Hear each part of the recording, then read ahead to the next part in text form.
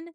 Before we begin today, we want to thank our newest patrons, Susan, Francis, Sarah, and Sarah. And that is 2 separate Sarahs. I didn't just thank the same person twice. Welcome to the team. As always, if you're interested in hearing Becca's first thoughts on Persuasion, hanging out with us on Discord, and submitting your very own study questions, check out our Patreon at patreon.com/podandprejudice.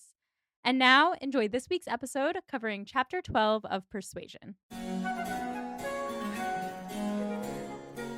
This chapter was unhinged. Let's get into it because I feel like we have a lot to talk about. This is Becca. This is Molly. We are here to talk about Jane Austen. We are here specifically to talk about Persuasion.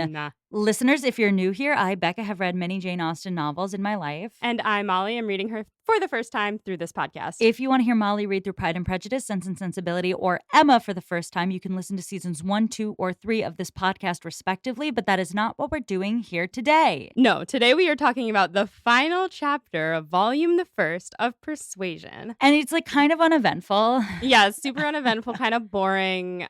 We probably could have skipped right over it. Yeah, what the fuck, Jane? Oh my God. Anyway, we'll get into it. This is an insane chapter. There's so much to go through in this chapter. When I read it for the first time, I immediately knew it was going to be a one chapter wonder of an episode. Yes. Well, first of all, because it's long, but Yep. Second of all, because it's so action-packed in so many ways. I think this is the plot heaviest chapter that Jane Austen has ever written. Yeah, it's a lot. Yeah. So let's tell the listeners where we left off. So last time we were on a cute little girls trip. By girls trip, I mean Musgrove family trip to Lyme with Captain Wentworth to visit his buddy Captain Harville, his wife Mrs. Harville, and his would-have-been brother-in-law Captain Benwick, who was initially engaged to Harville's sister Fanny, who passed away. Very sad. So he's a sad emo boy. He's listening to his sad emo Lord Byron poems, and he needs his own little sad emo playlist.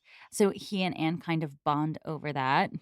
And Anne's kind of come to the end of her time with the Musgroves, but she's hanging out with them by the sea. It's a seaside tale for a brief period of time. And yeah, that's what happened last time. Yeah. I can totally see why you wanted me to read this while we were in Cape Cod. Yes! Cape Cobb. Cape Cobb. So listeners, for everyone who doesn't follow us on Instagram, Molly and I were at a wedding together. Not our wedding, obviously. We got married to each other. Oh, it would have been beautiful. Alas, it was not the case. Molly's best friend from college married my college roommate, and together they called us both into their wedding party. So there's some great photos of me and Molly crying at the altar together. But anyway, we were in Cape Cod together, and I was like, hey, Molly, bring your copy of Persuasion so you can read. And Molly was like, I'm probably not going to read Persuasion there. We're going to be busy, blah, blah, blah. I was like, no, read it there. And then she didn't. Well, which is fine.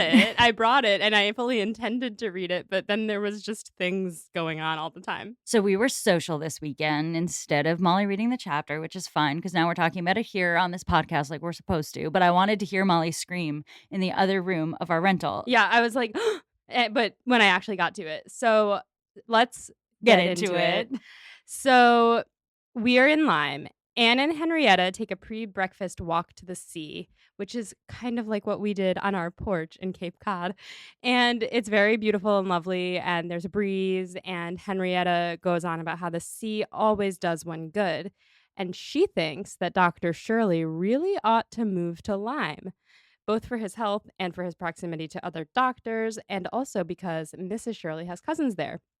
And she really wishes that someone would try to convince him. Now, if you remember, Dr. Shirley is the person for whom Charles Hayter the Hater works. Yes. She worries that Dr. Shirley wouldn't want to leave his parish, which she thinks is over-scrupulous, because why would he put off his health for his duties when his duties could just as easily be done by another? AKA Charles Hayter the Hater. Her little boothang. Anne knows exactly what is going on here, and she's like, yes, that would be good. It would be good for Dr. Shirley to rest and have an active, respectable young man to take his place. And it would be nice if he were married. Oh, I love this from Anne. Yeah, it's really sweet. Yeah. She's just helping Henrietta dream. What you learn as you're reading the book is that Henrietta does really care about Charles Hayter the Hater, but is just a scooch self-conscious about her choice. And Anne is like, no, it's nice. You love him. It's good. Yeah, someone pointed out that he is their first cousin. Yes, he is. Jane Austen cousin marriage. I am used to it now. Yeah. In such a way that I'm able to ship this. Yeah, that's like you have to pull out a little bit. Mhm. There is one Jane Austen cousin love situation that is down the line where I'm like a little like, "Ooh, that's a little close." But this is not one of them because it's kind of like offhand that they're Mhm. cousins. Like they just happen to live in the same neighborhood and happen to be cousins. Whereas I think in some other books it's a little bit more awkward. Yeah. There's another cousin relationship going on in this chapter that I'm very into. Oh, we'll get to it. Yeah. Yeah, we will. But anyway, that's happening. And Henrietta says that she wishes that Lady Russell lived at Uppercross and was friends with Dr. Shirley because Lady Russell, she knows, can persuade anyone to do anything. It's in the title. It's literally in the title. And Lady Russell has persuaded people to do things in the past. Henrietta says she's afraid of Lady Russell, but she respects her. And I love that. Like, honestly, goals. I mean, that's me. Yeah. Anne is amused by this. And I think she's hinting that Lady Russell would be anti-Charles Hayter the Hater just based on her track record. Is that correct? I think so. And like, I mean, Lady Russell doesn't care as much about the Musgroves as she does about Anne. So like, it's kind of none of her business. Yeah, and Anne's like, that's funny that you're even thinking about her in this moment. Yeah, but it's ironic because of the conversation they're having about Charles Hayter and loving him despite his position. And also at the same time, she can persuade anyone of anything.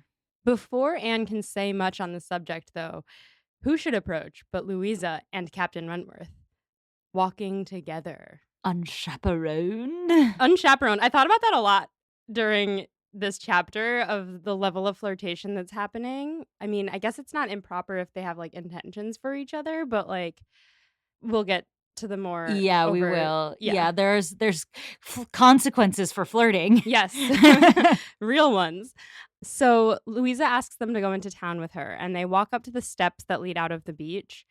And when they get to the base of the steps, there's a gentleman at the top of the steps, and he moves out of the way so that they can come up. And they come up the stairs, and as Anne passes, he checks her out. He checks her the fuck out. He does like a full uppy downy. Yeah, this is not a subtle one. Like when you're getting checked out in person, like I'm personally sometimes oblivious to this, but like there are times where you're just like, you're getting checked out because someone's being not subtle. He is not being subtle right now. No, and the narrator draws to our attention that Anne is looking good. Yeah, this is why I was like pushing back earlier where I was like, there's just no sense that Anne is ugly in this book. It's just she's withdrawn. She's aged. She's kind of like gotten gaunt in a certain way, wasted away, if you will, because this is the point in the book where the narrator turns to us and is like, and guess what, readers? Anne is hot again. She's hot. She's got like a flush in her cheeks. The ocean air has brought out the light in her eyes. And I think the implication is she may have like filled out a little bit. Like you get the sense that Anne just like wasn't eating, wasn't sleeping, and now she's like come into health again. Yeah, like because of her time at the Musgroves, you think? Yeah. Yeah. I mean, like we talk shit about like the emotional labor Anne does for Mary and the Musgroves, but if you compare it to the level of cruelty and coldness she was facing with Sir Walter and Elizabeth, it's a much more pleasant environment for her in a lot of ways. So therefore, she has like come into her own a little bit. Yeah, which I love for her. And as this man checks her out, Wentworth notices. He clocks the uppy downy. He looks over, his head snaps to them. And Anne notices, or the narrator notices, that he is giving her a look as if to say, I also see some of the former Anne Elliot in you right now, as in, I also notice that you look hot. Yes. So he also kind of checks her out. Yep. Yeah, Anne's having a good day for, like, she's, when you have those days where you, like, leave the house and you're like, I'm not wearing makeup today, but I'm looking excellent. Yeah. Yeah, Anne is having one of those days, and Wentworth turns around and he's like, wait a minute. You look like the woman I fell in love with again. Yeah.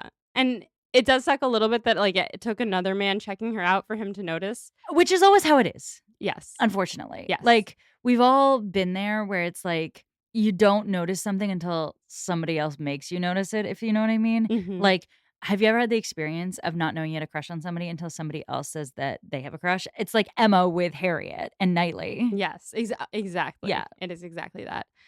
Later in the inn, Anne is running from one room to the other because she's like late for dinner or whatever. And she almost bowls right into the same man in her very inn. She had figured that he was not from around here based on, I guess, vibes. And she had noticed a manservant who she thought was with him. And they are both wearing mourning clothes, like black. So that increased her opinion that they are together. And he turns out to be staying in the same inn. She can see by his looks that he thinks hers very lovely, as in he is checking her out again in the inn. Yes, he is. He offers many apologies for almost bumping into her, which shows that he has good manners. And she clocks that he's around 30, not handsome, but agreeable. There's like a very specific type of attractive where the person's not like classically handsome. It's the rat boy thing. I don't want to name names specifically because, I don't want to call someone out for being less classically handsome, I guess. But yeah, it's like when someone's really engaging and has certain interesting features that make you engaged. That's how I'm picturing this man. Like He's interesting looking. he's striking. Yes. And to her, that's hot. She wants to get to know him more. Oh, do you, Anne?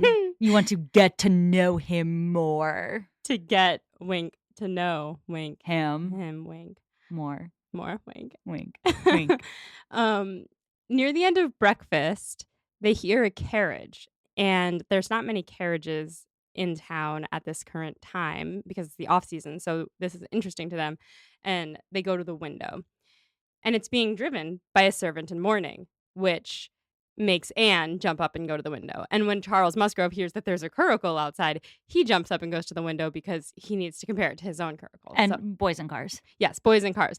So I love this vision because it's like, oh, there's a carriage. Henrietta and Louisa go to the window. They're like, oh my God, check it out. There's a curricle. Charles gets up and goes to the window. They're like, oh my gosh, it's being driven by a servant in mourning. And Anne jumps up and goes to the window. And now they're all crowded around the window just looking out. Wentworth gives Anne half a glance and says, oh, it's the man we passed earlier. Jealousy. Wentworth then asks the waiter who that man was. And the waiter says, yes, sir, a Mr. Elliot. Record scratch. I was like, no. Yes.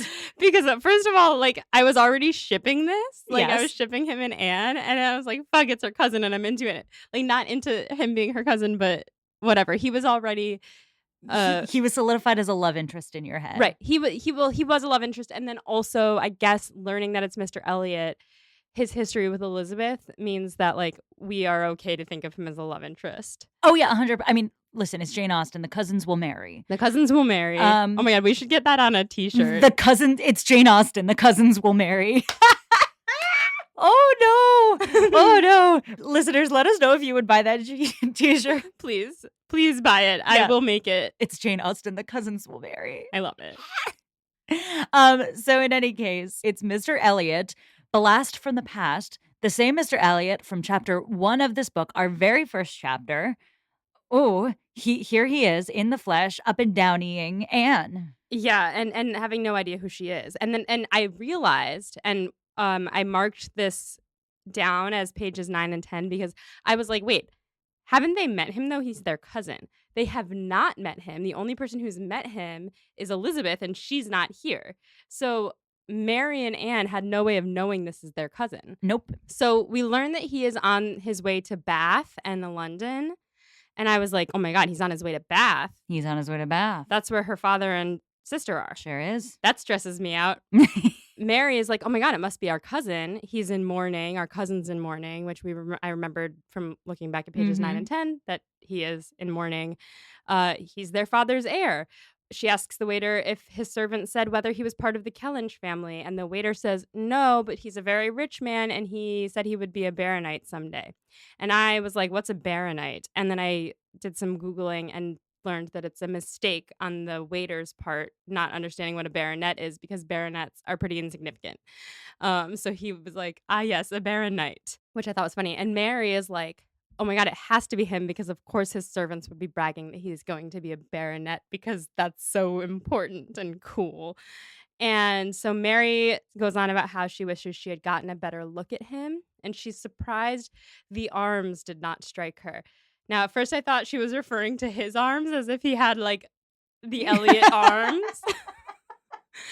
But upon a second Those read, well-known Elliot arms. yeah, we love a good forearm. No, upon a second read, I realized she's talking about the coat of arms, which were not visible because his coat was hanging over that part of like the horse or the carriage, and the servant was in mourning, so he wasn't in his usual livery, which is his uniform. So she had no way of recognizing him. Mm-hmm. Captain Wentworth says, putting all these very extraordinary circumstances together, we must consider it to be the arrangement of Providence that you should not be introduced to your cousin. And at first I thought, what a weird thing to say. But on a second read, I was like, oh, is he being sarcastic? A little bit, yeah. He hates Mary. Oh, I mean, yeah. Yeah.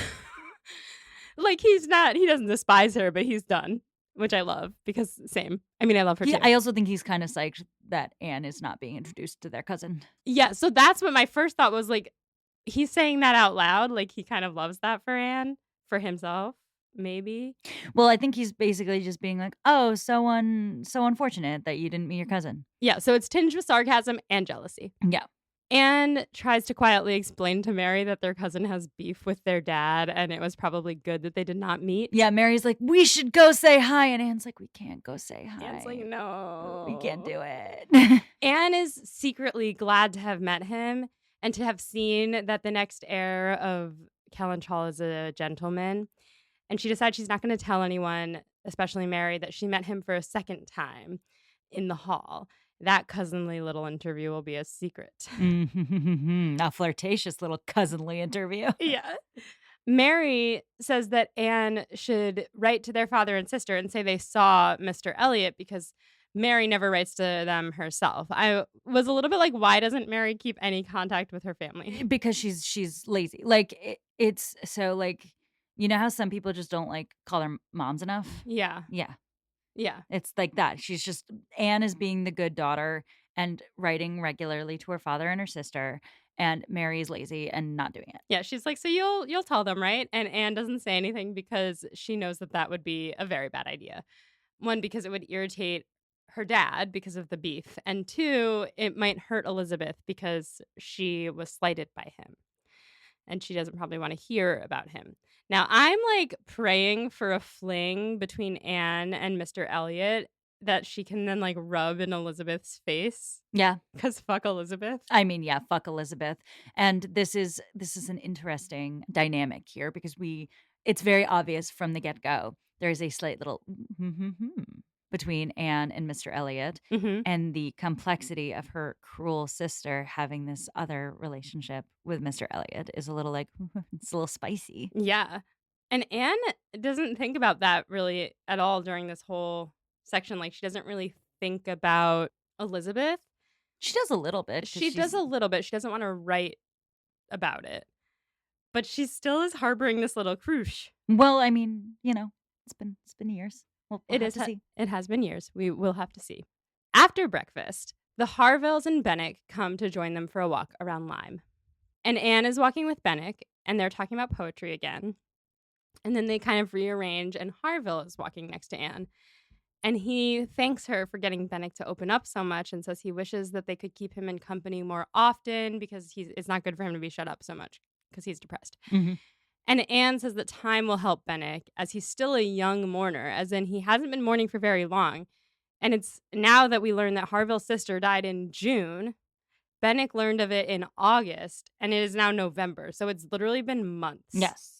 Of course he's sad. Yeah, no, I mean, like, the playlist is very, like, What Hurts the Most by the Rascal Flatts right now for Mr. Captain Benwick. And he is deep in the grief at this moment. And this is where we learn how Benwick found out that Fanny Harville died, which is Captain Wentworth being a little dream prince. Yeah, because Harville couldn't bring himself to tell Benwick, so Wentworth requested a leave of absence, traveled day and night until he reached Portsmouth, which is where Benwick was, and then he told him and he stayed by Benwick's side for a week and took care of him. Yeah. And Harville's like, so you can imagine why we're all obsessed with Wentworth. He basically saved our friend's life because he just like took care of him that week. Yeah. And Anna's like, yeah, I can't imagine how you love him so much. Oh man, yeah. This is one of those moments. Like being in Lyme is tricky for Anne because she just adores his friends, and then like they adore him, and she's like, ah, yes, other people who adore like the truest Wentworth. I also love that like the way the Navy men are written here is like they're the broiest of bros. The bestest of friends. Yes. Yeah. Mrs. Harville had planned their walk to be just enough to kind of walk her and Mr. Harville back home because she didn't want him overdoing it. Mm-hmm. But everyone else, particularly Louisa, want to walk down the Cobb one more time. So they drop off the Harvilles and continue down the Cobb. Now you have a sense of what the Cobb is now, right? Yes, Yeah. I know what the Cobb is now.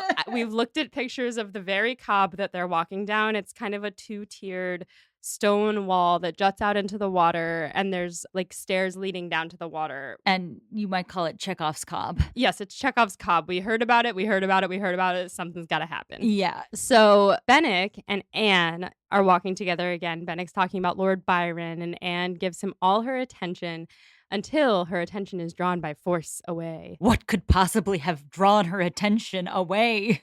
So it's windy, Mhm. right? And so they're like, okay, let's walk down to the lower level of the Cobb that's closer to the water so that we aren't being blown about by the wind.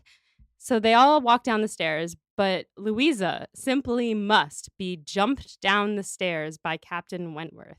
Yeah. So everybody else, like the way I'm picturing it, these stone stairs. This is very important. Yes. To understand both the flirtation and the circumstances. So there are these stone steps built into the side of the Cobb, and they're old timey, so they are treacherous slightly, and they're not like well railinged and everything. So what's happening is that Mary's being walked down by Charles, like very gently, so that she doesn't lose her step, and then like Henrietta as well, and then Benwick is walking Anne down and like very gently making sure she hits every step.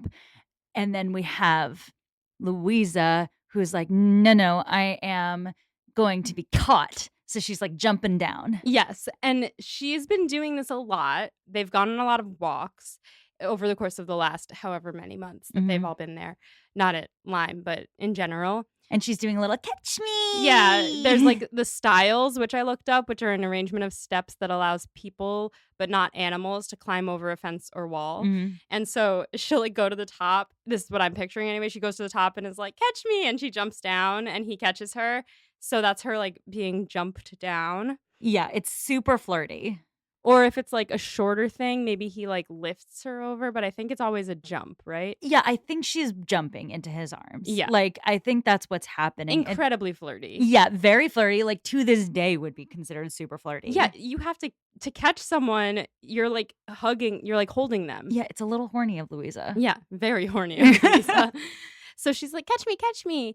And he doesn't want to do it because the Cobb is made out of stone. And he's like, that'll hurt your little feet. And she's like, no, I must. So she jumps down. It's great. She's like, I want to go again. So she runs back up to the top. And he says, no. He says, come on, don't. No. It's too much pressure on your little feet. And it's too late. She's up there. So he puts his arms out. But a second too late or a second too early does she jump, because she jumps and he misses. And she falls to the pavement lifeless. And hits her fucking head. Conks right the fuck out. Oh, boy. I was like, did she die? Well, that's what Jane says almost immediately. She's like, and she was dead. Yeah, Like, she's like, it's a corpse-like form. She's on the ground. I sound like I'm laughing just because I know she's okay. But like in the moment when I read this, I was like, holy shit, did they just kill Louisa? yeah, it's like a very stressful moment reading the book. You're like, wait a minute. No, wait, I'm in a Jane Austen novel. What's happening? Why are we doing Bronte right now? Yeah, she's on the ground, lifeless. There's no blood, there's no wounds, but like she looks like she's dead. And Wentworth falls to his knees and scoops her up, and he's just like pale and silent. And Mary starts running around going, "She's dead, she's dead." I'm sorry. That's like truly one of the funniest Mary moments of the entire thing, because like the level for it's very tragic. I love Louisa, and this moment was panic inducing when I read it, but the fact that Mary immediately, before touching her, before taking a look at her, is like, "She's dead." And I have to say that as a reader, that's how I knew she was okay. I knew she was okay because it was Jane Austen. I was like, I would have heard if this were like the death of somebody in a Jane Austen novel. Sure. But for me, it was like I read, sometimes your eyes skim ahead, and you like accidentally read a word or two in the next paragraph when something exciting is happening. I saw she's dead. And I was like, oh, fuck, she's dead. But then I actually read it and I was like, oh, Mary said she's dead. She's fine. Yeah, exactly. So thank God for that. Well, I wouldn't say she's fine. No, she's not fine. She's not fine at all. She's severely concussed. Yeah. So Henrietta swoons and Anne and Benwick are like holding her up. And Wentworth just wails out, "Is there no one to help me?" And Anne like shoves Benwick forward. She's like, "I have Henrietta. Go help him. Rub Louisa's hands, rub her temples. Here's smelling salts. Like, wake her the fuck up." Yeah. And Charles rushes to her also. And then Wentworth kind of falls back and leans against the wall and yells, "Oh God, her father and mother." And then thank God for Anne Elliot. Yes. And in this moment. The only level-headed person in this group right now. Yeah. Who's like, "Let's find a doctor." Yeah. She's like, "Go get a doctor." And Wentworth's like, "Yes." And he starts to run away. And she goes, "No, no, no." She's like, "You don't know this town at all. Benwick, go." And so Benwick sprints away at top speed. Now we have Charles, Anne, and Wentworth, who are the three rational people left. Mary and Henrietta are they're there, but they have lost their senses. Well, yeah, Henrietta fainted, which like fair, it's her sister, and Mary is Mary. Mary's Mary, freaking out, which like obviously. Mm-hmm. Charles is sobbing. Anne is trying to calm down Mary and Henrietta. And Charles and Wentworth keep looking to her for directions. They're like, "What do we do?" Because Anne is a fucking baller. Yes, she's calm under pressure, and she knows how to manage a group. May we all be like Anne. Yeah, no, I mean, I don't think you've ever watched Mad Men. No. And this reference will be entirely lost on you. So for our listeners who have watched Mad Men, the vibes of this scene are expressly like Joan and the lawnmower. Yes, Joan and the lawnmower. Yeah, Joan and the lawnmower. Anyone who watches Mad Men will know exactly what I'm talking about. But it is like Anne immediately goes into like, all right, we're in crisis mode. I'm going to make sure everything gets done. Yes. She says, "Okay, let's carry her back to the inn." And Wentworth's like, "Great idea." He scoops her up. And a crowd has already gathered because they probably saw Benwick like sprinting through town. And they all wanted to see the dead girl. Or actually, it says the two dead girls because Henrietta fainted. Yeah, again. Yes. They also want to be helpful, some of them. And some of the more reliable looking ones kind of help Henrietta up and hold her. And Anne walks beside her, and Charles walks with Mary, and they all start walking back together the way they came. Pod and Prejudice is sponsored this week by Lawrence King Publishing. They were kind enough to send us their whole line of Jane Austen games, including Jane Austen playing cards, Matchmaking, the Jane Austen memory game, and their brand new Jane Austen board game where you can build your dream deck of friends and suitors from Austen's most memorable characters as you go from ball to ball in search of the ultimate match. Or you can choose to remain an independent woman like Janie herself. They also sent us the World of Jane Austen puzzle, which is a part of their literary puzzles collection, and I am obsessed with it. They also have puzzles for the Brontes, Virginia Woolf, and Oscar Wilde. And after seeing the Jane Austen one, I kind of want to buy them all, but I don't have room in my apartment for that many puzzles, so you all have to do it for me. Every item they sent us was so beautiful, and we did a little unboxing video on our Instagram, so if you want to see just how pretty everything is, you can check it out over there.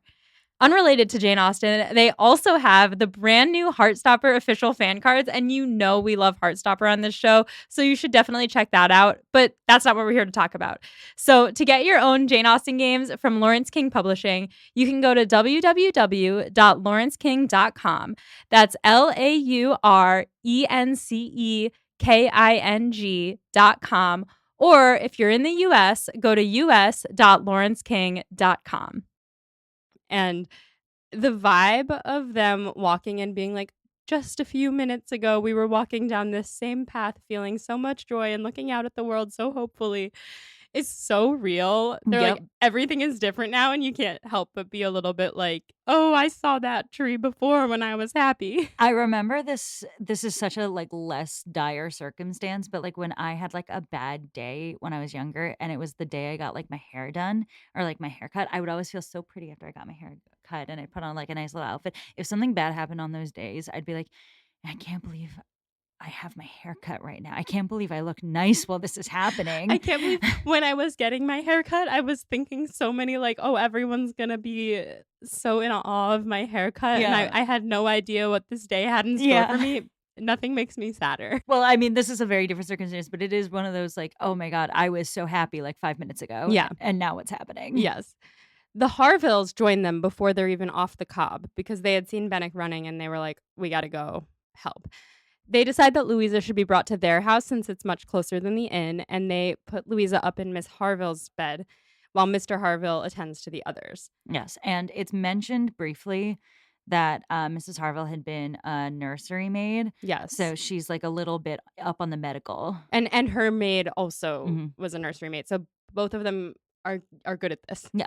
Louisa at one point on the walk opened her eyes, and this is proof of life enough that Henrietta and Mary calmed down a little bit, and also I calmed down a little bit. The surgeon then comes and says, yes, she has a head injury, but I've seen worse recovered from. The situation's not hopeless. He's very cheerful.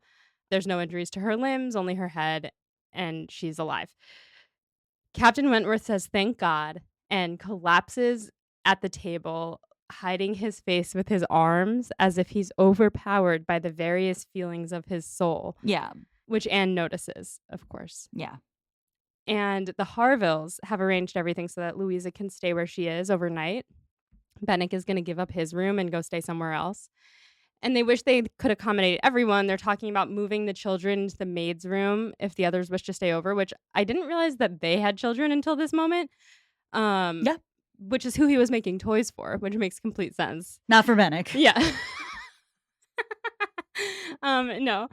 Wentworth, Charles, and Henrietta are like downstairs talking about how someone has to go home to Uppercross to tell Mr. and Mrs. Musgrove. And Wentworth says it should be either him or Charles. And Charles says, well, I'm not leaving my sister's side. And Henrietta doesn't want to leave her sister's side either, but she also acknowledges that she's absolutely useless and probably shouldn't. I mean, she's like, I want to stay, but what am I going to do? Yeah, she's like, I will be in the way. So Yeah. And also, it's very important to note that like the Harvilles are offering all of them to stay. Mhm. There just isn't the room for everybody. Right.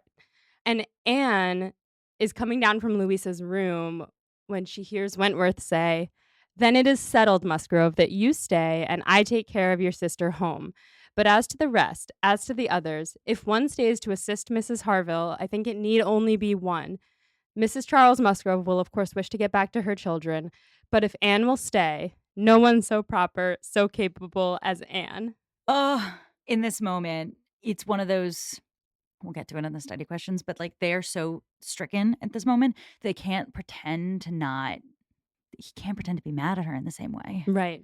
Because there isn't anyone so proper or capable as Anne. As clearly proven in the last like little like foray they've had. Yeah. Anne is obviously the one who should stay, and obviously Mary should go back to her children. It's hilarious that he says, obviously, Mary will want to go back to her children, because I was like, no, she won't. That's what I love about Jane Austen, is that this chapter is actually very dire and dour, but like even in this like incredibly high stakes, suspenseful, like really like tragic scene, there's still some really funny moments. Yeah. She's so good. And like Anne just like, she hears that and she's like, oh. She has to recover. Yeah. She's like, oh my God, I've just heard myself talked well of by Captain Wentworth. Mm-hmm. Whew. She then comes back in and he turns to her to say he hopes she will stay to nurse Louisa. And he's speaking with a glow, a gentleness, which seems almost restoring the past. Like I said, he's too stricken to pretend to hate her. Yeah. And she blushes and he immediately is like, oh shit. And he steps back a little bit. And she says, well, that's what I had hoped to do. I would be happy to sleep on the floor in Louisa's room. Like, I don't need space. Obviously, Mrs. Harville would be like, let me get you a bed. Mm-hmm. But she was like, I'll just stay no matter what. And they decide that Wentworth should take a chaise. from the inn, which is carried by more horses than the Musgroves' carriage, and that's for speed. And then also someone can take the carriage the next morning to tell them how Louisa is doing. Mm-hmm. Wentworth goes off to prepare, and the ladies will soon follow.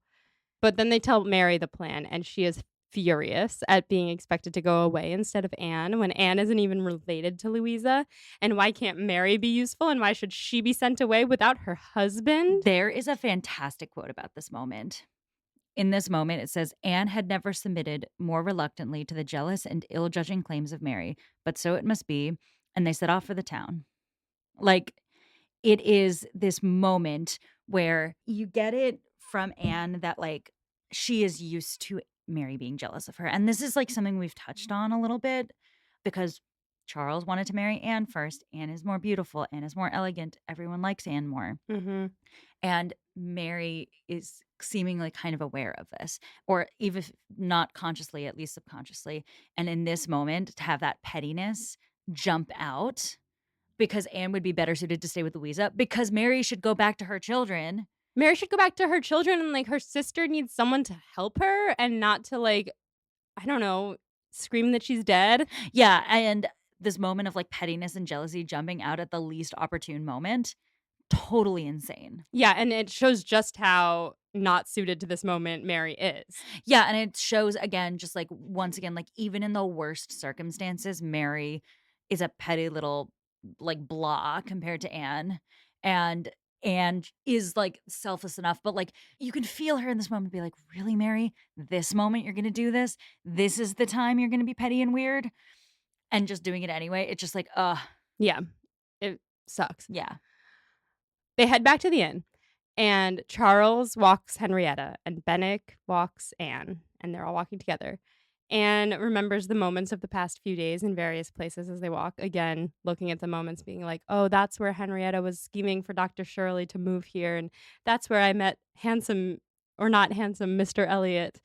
And they reach Wentworth, and his surprise and vexation at Anne coming in Mary's place is mortifying to Anne, and it convinces her that he values her only as much as she can be useful to Louisa, which is sad. I think that there's probably a lot going on for him in that moment because he did really want Louisa to be in the best hands, but I also feel like he's probably more annoyed at Mary than he is at Anne in this moment because Charles explains to him what happened. But Anne is afraid that he's going to think that she would shirk her responsibilities as a friend to him and a friend to Louisa in favor of like going home, when I don't think that's what he's thinking at all. I think that you're right. Captain Wentworth is upset because he wanted Anne to take care of Louisa because that would have meant Louisa was safe. Right. He trusts Anne. Yes. And that's crucial. Yes. But Anne is reading it as like he's mad that I might have been jealous or something. Or that, yeah, just that I left and that I was persuaded away from staying by Mary. The quote said that she would have taken care of Louisa for Wentworth's sake, and that because she's trying to be friends, I think, at this point. She's living her best Eponine life. Yeah. I would have done it for him. I love him. I don't need him to love me back. Yeah. Sort of vibes. Yeah, like, exactly. Very on my own, very like on my own. Yeah. Exactly. Yeah. Like she's giving a little like self-sacrificing masochist here. Yeah. And she says the quote is, without emulating the feelings of an Emma towards her Henry, she would have attended on Louisa with a zeal above the common claim of regard for his sake. And she hoped he would not long be so unjust as to suppose she would shrink unnecessarily from the office of a friend. Yeah. So like basically saying like how dare he think even for a second that I would shirk this responsibility? I would have, for him, tended to the love of his life because that's who I am as a person. Yeah. And she's like, okay, calm down. Yeah. But it is very like, at least I keep his eyes in my life sort of vibe. At least I keep his eyes in Sorry for all my the life. musical theater references, guys. For some reason, musical theater is like the best trove of like women who are in unrequited love who will do anything anyway. Well, musical theater is the drama. Yes. And this is the drama. This is the drama. It is the drama drama. We have not come up against this since Sense and Sensibility. I just thought of an idea for another t-shirt, the drama, but like in the Friends font. So Yeah. the DRAMA. The drama. The drama. They get in the carriage and he helps both of the ladies in, and then he sits between them, and he only attends to Henrietta throughout the carriage ride. He's like trying to keep her calm. He's staying very calm. But at one point, she's talking about the scene at the Cobb, and he bursts out with, "Don't talk of it. Don't talk of it. Oh, God, that I had not given way to her at the fatal moment. Had I done as I ought, but so eager and so resolute. Dear, sweet Louisa." And Anne quietly wonders if it might occur to him now that firmness of character might have its limits and not be a universally good quality. Oh, maybe. Yeah, just maybe. She was so eager and so resolute. And that she could not be convinced otherwise. she could not be convinced otherwise. She and could not she's- be persuaded. It's in the title. It's in the title. She just jumps right off a flight of stairs. The journey home, as it always does, feels half as long as the day before. They're home in no time. And by the time they arrive, Henrietta has cried herself to sleep. She's got her shawl like over her face. And Wentworth turns to Anne and says Henrietta should not be the first one inside. He thinks that he should go in and tell the Musgroves while Anne stays with Henrietta, and he asks if she thinks it's a good plan. And Anne agrees. And to herself, she thinks that his asking her what she thinks shows proof of friendship and appreciation of her judgment. And I thought that that's like, it was really sweet. Like he turns to her in a moment when it's just them. There's something, we'll get into this in the study questions more, but there is something to love where, and I've talked about this, like there is easy moments where it's really easy to love someone when things are easy. But it's the hard stuff that really tells you whether or not someone is correct. Yeah. And this moment where like Wentworth and Anne have been like in this awkward nightmare with each other Mhm. where they like don't know what to say or do. And there's like a little bit of punishment coming from Wentworth. In the moment where they were in crisis, they immediately clicked in together. And I think that is, to this point in the book, the largest indication that they were really serious lovers, like so far. Because when you are with someone for like the long haul, that's when you know how to like cope with the dark moments, Yeah. you know? Yeah. After he tells the Musgroves and Henrietta comes back inside and he's kind of calmed everyone down, Wentworth says he's going back to Lyme, and he goes and gets in the carriage and leaves, which I thought was interesting because part of the reason that they took the carriage from the inn, aside from speed, was that they were leaving the other carriage there so that they could come and tell the others how the night was and how Louisa is. So like he originally was like, we'll stay there and someone else will come down and tell us how it went in the morning. But he turns around and goes back, supposedly. Yes. I think the plan was to take the carriage in case like they did stay overnight.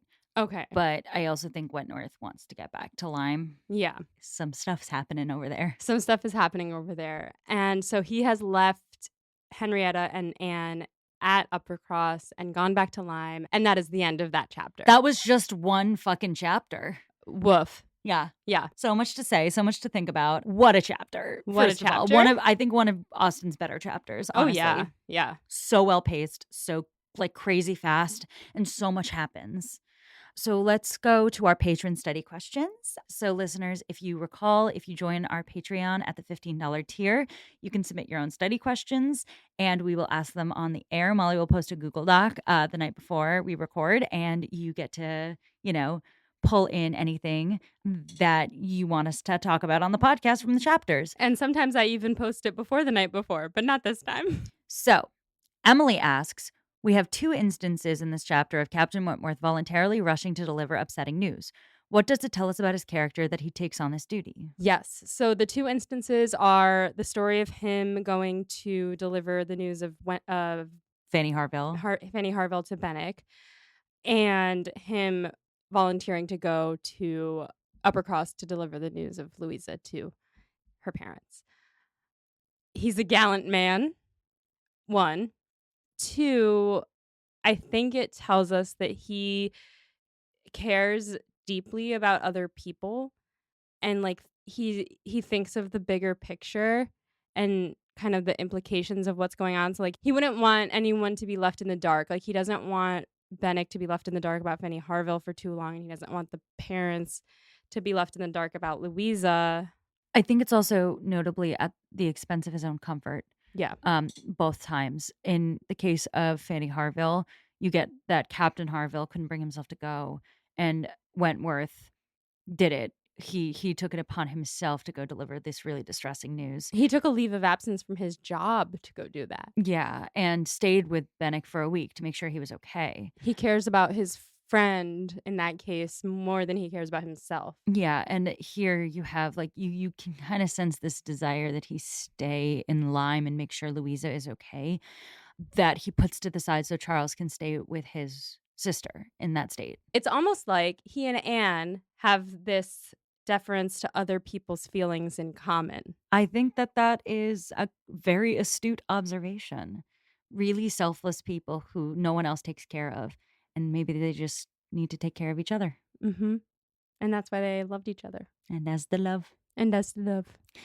All right. Janae asks, what are your thoughts on Captain Bennick and Cousin Elliot? Why do you think they're in this story at this point? I think they're in this story to highlight to Wentworth that Anne is a desirable person. Yeah, they're both definitely vibing Anne. Yes. And Anne is, first of all, needs be addressed. Anne is hot. Anne's hot. Anne is like 27, 28. And that is like pretty on the spinster side in the Jane Austen era. And she's still so charming and desirable. And so like, there's something about Anne. She's like got this level of openness to her that makes people very comfortable with her. Mm-hmm. And like this like level of care shown and this level of listening that like everyone loves Anne. Everyone except her family. But she makes everyone immediately so taken care of in her presence that all these, first of all, that's where you see her drawing in Bennick. With Elliot, she's just hot. Yeah. He just up and downs her and was like, this is a hot woman. My God. And Wentworth is just gonna have to cope with that. Cause like it's fine if she's in this box of like old maid on the side, like ruined my life, whatever. But if she is still being seen as this desirable woman that others might want, then that's gonna perk something for him. Yeah. And I do secretly hope that there's something between her and Cousin Elliot just because I want to spite her sister. What am I gonna do? Neither confirm nor deny. I will neither confirm nor deny. All right. Avi says the scene at the Cub is justifiably one of the most famous in Persuasion. I don't know why. Yeah, who would say that? What does the show about Anne's character and what does the show about how everyone, particularly Wentworth, really feels about Anne when all the pretensions and conventions are stripped away? This is awesome and also kind of overlaps with some of my questions. But let's talk about first what this tells us about Anne, and then afterwards it'll tell us about how others feel about Anne. Yeah. So in terms of Anne, she's calm, cool, and collected under pressure, even if she's internally panicking, which we've already seen a little bit because she's been internally panicking the entire time. But she's able to focus on what needs to happen and when, putting aside, again, her own feelings on the situation. Yeah, I think she is made of really stern stuff. Like she's unflappable, and she's not easily panicked. And she comes from my stock of people, the Virgos. She has this streak of rationality and practicality that mixes well with like an emotional openness that takes care of people. That makes her like the ultimate mom friend. Yes, and it's interesting. I was just thinking about while you were saying that, that she's unflappable and unpanicable. But to Wentworth or to the story, like she was easily persuaded, but it just goes to show that she was only persuaded because the rationale was there. Yeah. So she was persuaded in favor of rationality. Yeah, she rationalized away her love, which was clearly for her catastrophic emotionally. Yes. But what I'm saying here is that she was willing to stay and take care of Louisa, who she does care about, but who was about to steal the love of her life before she, jumped off a bridge and went into a coma. But she cares so much about other people. She is good at taking care of other people, and she has an immense capacity to do so on a moment's notice.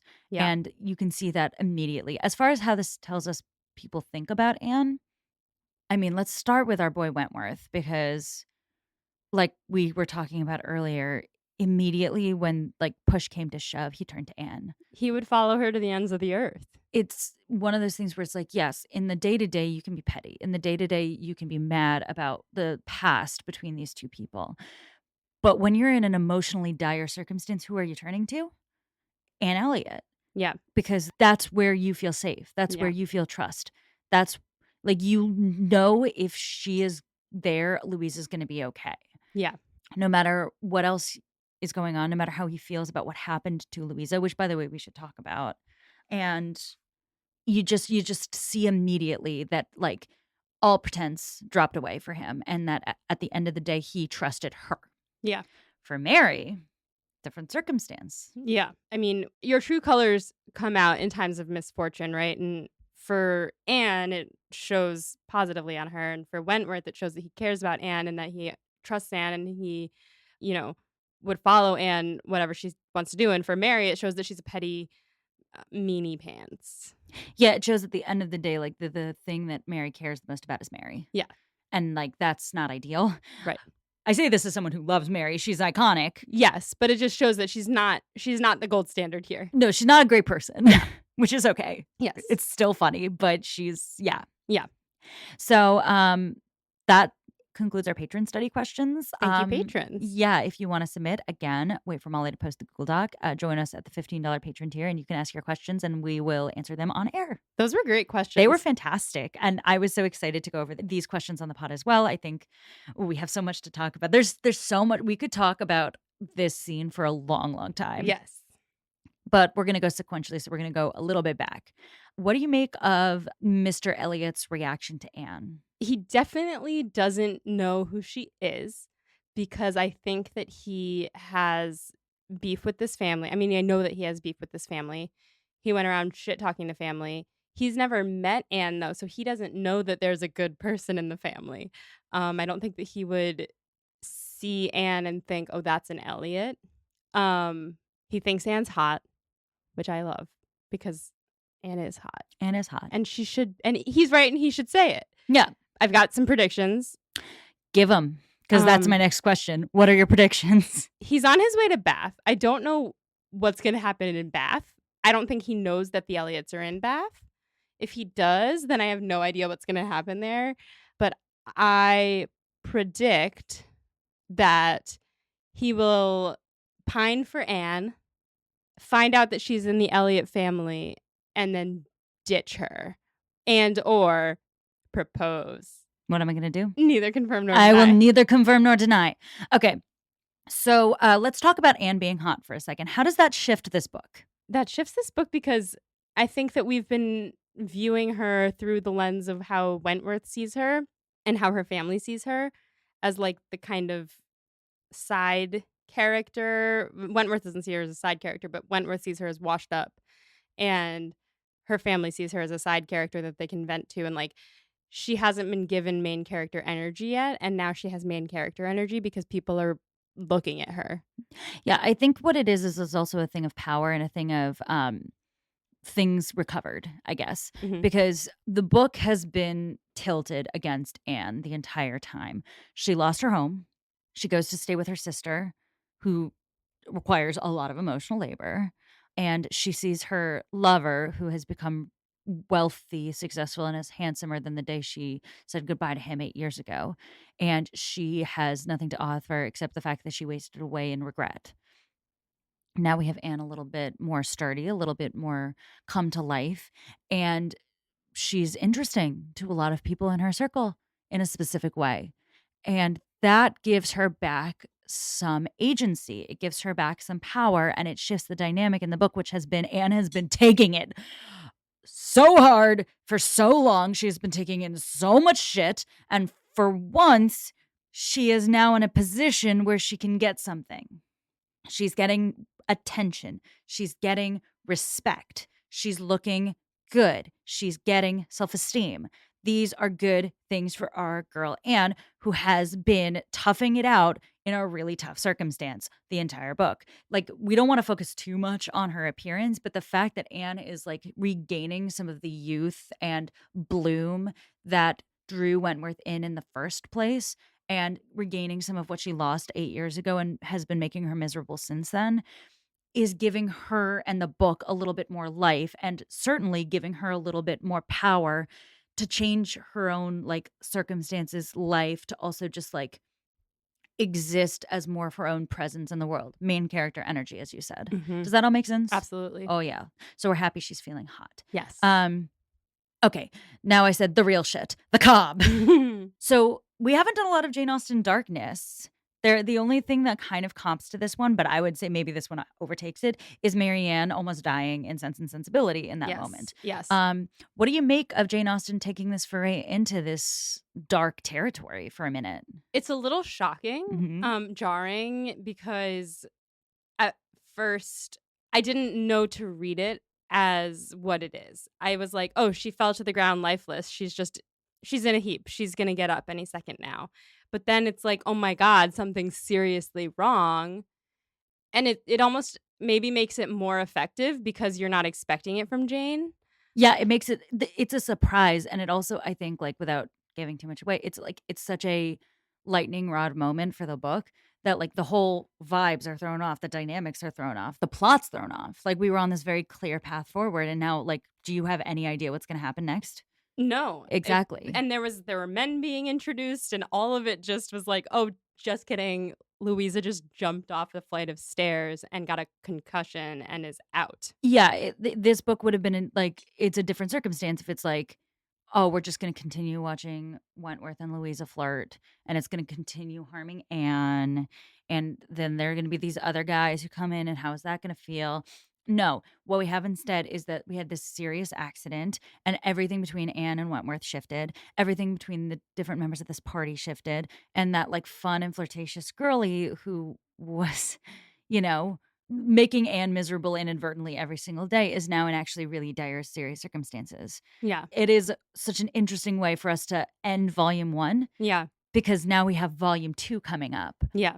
and like you don't know what's going to happen. Yeah. Okay. Let's talk a bit about Wentworth and the accident, the circumstances of the accident, and what it could tell us about Wentworth as a character, Mm-hmm. and his feelings on Louisa. Yeah. He's obviously devastated because he falls to his knees. He scoops her up. He's like, what have I done? Poor sweet Louisa. He obviously cares about her.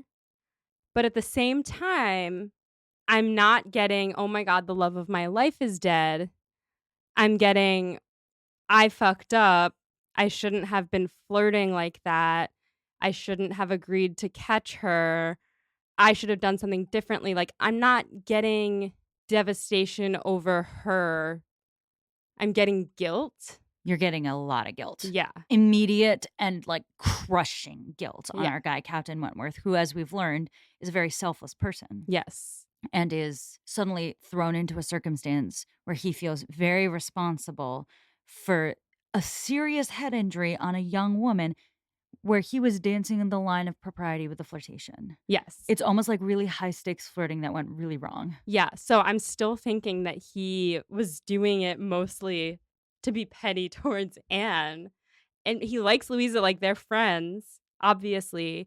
But I think he wasn't doing it for the right reasons. And now the guilt is twofold because of that, in my mind. Yeah. Yeah. I think that's the main driving force behind his reaction, aside from a girl being in a coma, is that he caused this and that it could have been avoided. Yeah. It's a sort of twofold. You're right. It's the personal guilt Captain Wentworth is feeling in this moment of, I could have prevented this and I caused this. And then it is a meta commentary, like a cosmic intervention on the part of this flirtation that basically says, this went too far. Yeah. It is like the fates telling him in this moment, like, to use a really crass phrase, shit or get off the pot with this woman. Yes, which is kind of, they said that earlier on. A couple of them were like, he needs to make a choice. Yeah. And what you end up with instead is this moment where they're having a sweet little flirtation, and Wentworth, it literally flirting kills. Like what the fuck? I think that Jane Austen may be saying that, and saying that like you shouldn't flirt if you're not serious about someone, or you shouldn't flirt if you're gonna like take your sweet time even if you are serious about them. Kind of like I think that Willoughby was serious about Marianne in a way, but if you're not actually intending to marry that person, then you shouldn't flirt. I think that might be what Jane Austen's saying, but I think looking at it through a more modern lens, I think it's saying that Wentworth maybe not having intentions for Louisa and flirting for the wrong reasons. It's kind of the same, but if he's flirting with her for the wrong reasons, the guilt is that much more because he could have just not done that. Yeah, I think you're right. So like there's the cosmic sort of like Jane Austen in the rocking chair view of this. Yeah. And then there's the personal stakes of Captain Wentworth behaving as he ought not to. Yeah. And the consequences of that. And he the shouldn't have guilt. been fucking petty. Yeah. Yeah. So then we're going to look at it from a different perspective, which is you read the quote, but I'll read the last little bit of it. And this is Anne talking about Wentworth. She thought it could scarcely escape him to feel that a persuadable temper might sometimes be as much in favor of happiness as a very resolute character. Mm-hmm. There it is. We've had the chestnut conversation. It's a length. hazelnut. Oh, sorry. How dare you? Have to go back a little bit. We've had the hazelnut conversation. I'm keeping it in. Do it. I got the nut wrong. I got the nut wrong. So we've had the hazelnut conversation where Wentworth has been like sturdily in the boat of whatever I do, whoever I marry, that person has to have like a will of steel. Yeah. Let's talk about the Cobb and Louisa's incapacity to take no for an answer. Mm-hmm. Even when reasonable minds would think she should. Because she said in the last chapter, when I've made up my mind to something, I'm going to do it. I'm not going to be persuaded away from it for anything. Yes. And she proves that in this chapter. In a very stark way. Yes. So suddenly, like, Wentworth is a careful man, and he spent a lot of time regretting getting so attached to someone who was so easily persuaded away from him, even though, I mean, it wasn't that easily. No, I think the more I think about it, it wasn't easy, and she really did think that was the best choice. So I'm getting more on Anne's side as we go. It's hard. It's hard to know because this is one of those breakups where, like, if we're being honest, it's not really anybody's fault except Lady Russell. Yeah. But this is one of those circumstances where it's like Anne did not take that decision lightly. She took it really, really seriously and still ended up the way she did and has, a scooch of regret, a smidge. Like a little, she has like some. Just a little bit. She's fine otherwise, though. She's got a little bit of a whoopsie energy to her. Like, whoops. Oopsie. Oh my God, just have to regret that for the next 8 years. Oh my God. In case it's not clear, we're kidding. Yeah. No, I mean, the whole book is centered around the fact that Anne's been in deep mourning for 8 years over Captain Wentworth. So, like, clearly she regrets her choices. I'm in mourning for my life. I mean, kind of similar vibe. Yes. That's a Chekhov reference if you're not up on your Masha. Yeah, that would be Masha from The Seagull. Yeah. Yep. Anyway, back to it. Yeah. I think now that he's had the bad experience with the persuadable character, you could say now he's had the bad experience with the resolute character. It's almost like you need both. It's almost like people are human beings. And aren't just one thing all the time. And maybe you just can't control for whether or not someone's going to hurt you or you're going to hurt somebody else. Oh my God, I made Molly cry again. Sad. Yeah. I mean, you get the sense that Wentworth is like, he might be being petty. He might be being spiteful. There is another sense that he is being cautious with his heart. Yeah. And maybe it didn't occur to him that there could be consequences to the way he was approaching that too. Yeah, maybe he, instead of, if we look at it from him not having been just flirting to get back at Anne, but in fact flirting because he wanted to go swing the exact opposite direction of Anne and try that on for size to get married to someone who's Anne's opposite in every way. And then that person caused problems too, or he caused problems with her, or whatever. Someone got hurt Someone got hurt physically. God damn it. If we look at it from that direction, he has now learned the hard way that nobody's perfect. Nobody's nerfect. Nobody's nerfect. Yeah, and he's also learned, like, I think this is, again, one of those Jane Austen things, and I'm, like, also gonna get emotional about this, possibly. This is one of those Jane Austen things where she writes something and you're like, you still relate to it nowadays. Love is so painful and so hard, and there are moments of rejection and hurt that you have to feel, and it is completely human and understandable to want to try and prevent yourself from going through that with another person. And one of the most important and difficult lessons to learn when you are out there dating in the world is that, like, no matter how cautious you are with your own heart, someone can still get hurt.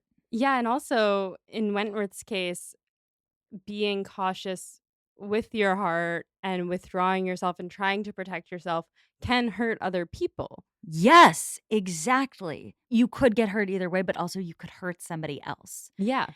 And so, like, there's like kind of a feeling of like, fuck it, you know? Yeah. Just like put yourself out there, be vulnerable with the knowledge that you could go through excruciating pain, because otherwise you're still potentially going to either go through or cause excruciating pain, even if you're most cautious. Yeah.